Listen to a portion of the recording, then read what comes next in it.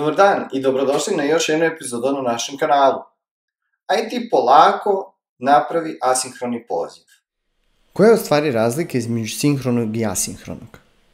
Sinhrono mora svaka funkcija da sačeka prethodnu funkciju da se završi, pa da bi ona mogla da se izvrši. Znači, jedno za drugim se sve izvršava. Asinhrono znači da mi dobavljamo podatke van glavnog threada naše aplikacije. Ne moramo da sačekamo da se završi kraj te operacije, kraj te asinhrone operacije, da bismo nastavili dalje sa izvršavanjem naše koda. Da bismo dobavili podatke sa nekog servera, iz neke baze podataka, moramo da obavimo asinhroni poziv.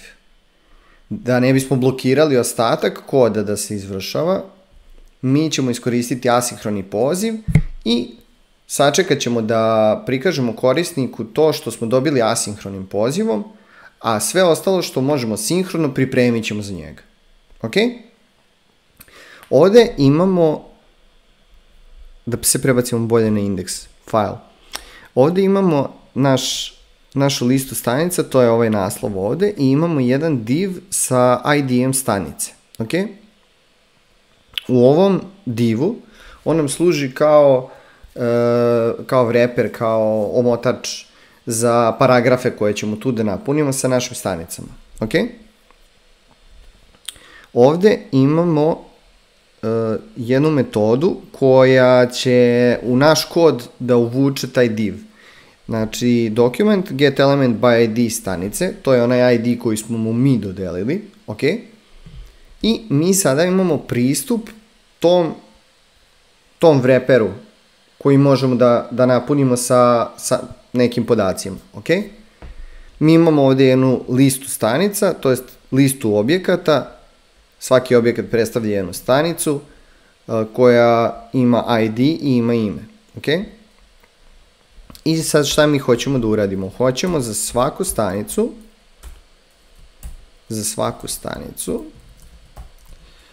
hoćemo da uradimo sledeću stvar. Hoćemo da napravimo paragraf, document.create element paragraf. Taj paragraf će da ima neki tekstualni sadržaj i mi ćemo taj tekstualni sadržaj da kažemo da je to stanica.ime. Okay? Možemo i recimo da iskoristimo i njegove ID-eve. To će onda da izgleda ovako. Stanica.id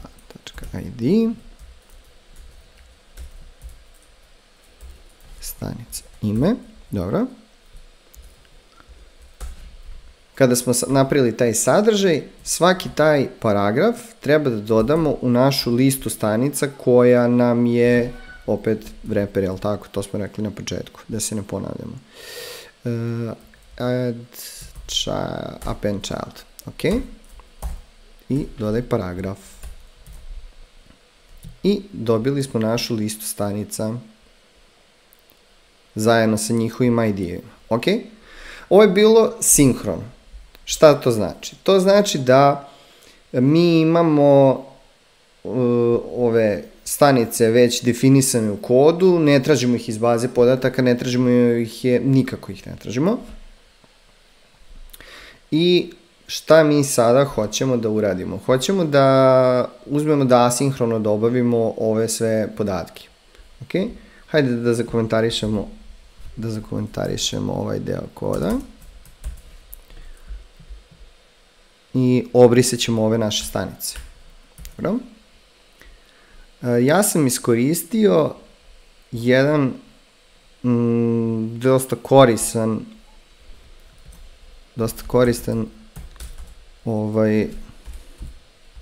tool koji se zove JSON server, koji čita za vas iz JSON fajla određenu vrstu promenljivih koje ste vi definisali i servira vam ih preko određenog linka. Zašto nam to treba? Treba nam da bismo mi napravili fake server sa kojeg ćemo mi da dobavljamo naše podatke. Znači, u pravom programiranju svetu vi biste imali neki API, neke backendaše drugare koji vam pripreme sve podatke i kažu vam ovde ti se nalaze podaci, ti samo gađi i dobit ćeš sve kako treba, ok? Dakle, db.json file izgleda ovako. Znači, šta uradi JSON server? On nam posluži dva linka, kaže stanice i kategorije. Odakle nam stanice i kategorije? Stanice smo ovde napunili, to je ista ona lista koju smo imali, samo smo je prebacili u JSON i imamo ovde kategorije, recimo isto tako možemo da napravimo, šta bi moglo da bude još, vagoni, nebitno. Onog trenutka kada mi snimimo, JSON server to prepozna i on nam služi sledeći resurs da možemo da ga koristimo, ok? Ono što mi sada treba da uradimo je da dobavimo te podatke, da ih ubacimo kod nas u kod, ok? Da bismo dobavljali podatke asinhrono, treba da iskoristimo metodu koja se zove fetch, koja je ugrađena u novim brauzerima, ranije je bilo to malo komplikovanije. Fetchu, ono što treba da prosledimo je link odakle hoćemo, URL odakle hoćemo da dobavimo naše podatke, ok? I da mu kažemo da je to metoda get. Postoji dosta metoda. 4 koje ćete najčešće koristiti su get, put, post i delete.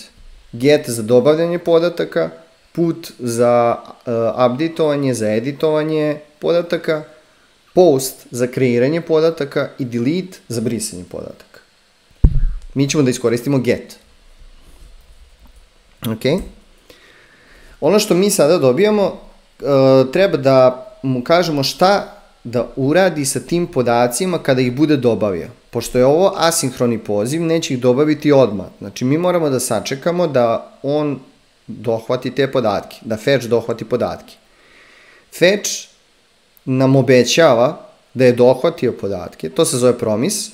On nam obećava da će imati podatke u then bloku. Imamo ovako dve stvari. Kada stisnete tačku u VS Code-u posle fetcha, on kaže then i catch. Catch blok vam služi u slučaju da postoji neka greška, kako da se on ponaša u slučaju te greške. Then blok kaže ako je sve prošlo kako treba, šta onda hoćete da uradi. Znači mi računamo da ćemo sve da uradimo kako treba. Then imamo neki response i treba nam JSON od tog response. Dobro. I to je funkcija. Hajde da vidimo šta smo u stvari dobili. Console log, response JSON, dobro. Fali još jedna zagrada. Dobili smo još jedan promise. Ok. I taj promise ima value neke liste sa 7 članova. Ok.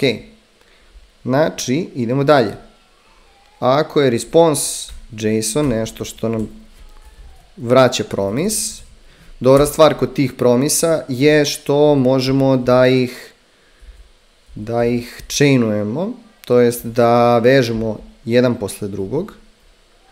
Mi smo ovde dobili response JSON, posle toga, then, kada si raspakovao taj response koji smo inicijalno dobili, dobit ćemo naše stanice, verovatno, i te stanice, sad ćemo da vidimo da li smo ih dobili u konzoli. Ajde da vidimo.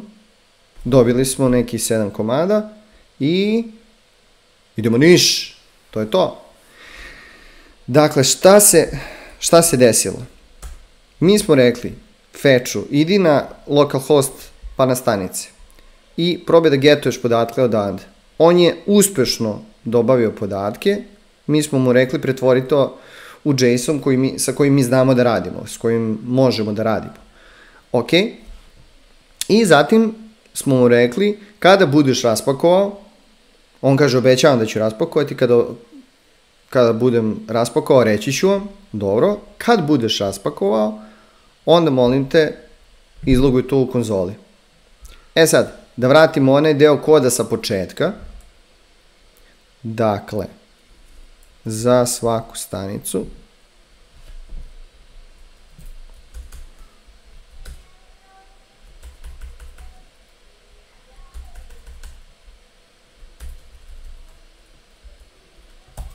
top.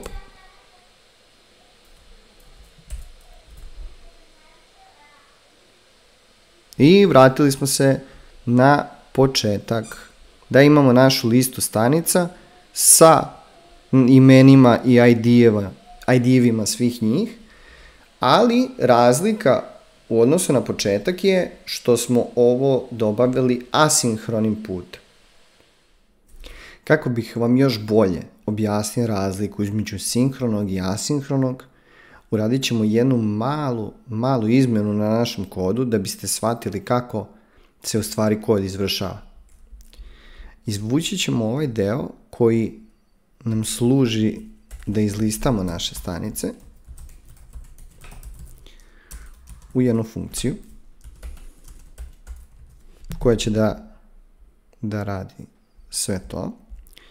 A napravit ćemo jedne stanice ovako kao prazan array. Kao prazan array da ga napunimo na ovom asinhronom pozivu. Znači, imat ćemo stanice. Ove ćemo da nazovemo stanice async. Dobro. I reći ćemo stanice ove naše su jednake stanice async.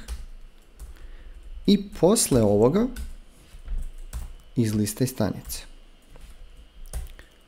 Šta mislite? Da li će se i dalje pojaviti lista stanica sa desne strane u našem brauzeru ili ne? Da vidimo šta se dešava kada snimimo. Lista stanica je nestala. Razlog za ovo je taj što smo mi rekli da su stanice prazan niz, onda smo mu rekli dobavi mi stanice sa localhosta, međutim, ovo se još uvijek nije završilo. On ima tek obećanje da će ga završiti. Naš kod preskače na ovo iz liste i stanice i dešava se da vi nemate u tom trenutku stanice, to jest vi imate da su stanice prazan niz u ovom trenutku i zbog toga nemamo ništa ovdje napunjeno. Iako kada biste pogledali ovako, trebalo bi da su stanice nasetovane na ono što smo dobili asinhrono, ali upravo u tome je razlika u asinhronom i sinhronom izvršavanju. Ovo je sinhrono i ovo je sinhrono, ovo je asinhrono. Onog trenutka kada mi ubacimo iz liste stanice unutar našeg obećanja da ćemo imati te podatke i snimimo, naša lista se ponovo pojavljuje. To bi bilo najjednostavnije objašnjenje kako napraviti asinhroni poziv i iskoristiti ga u kodu. Svako dobro.